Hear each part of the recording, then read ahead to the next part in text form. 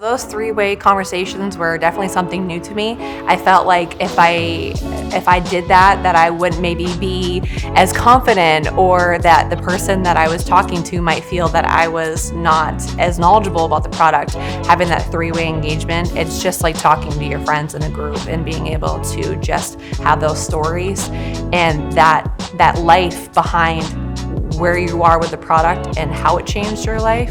I think that really, really helps to make that person trust you more.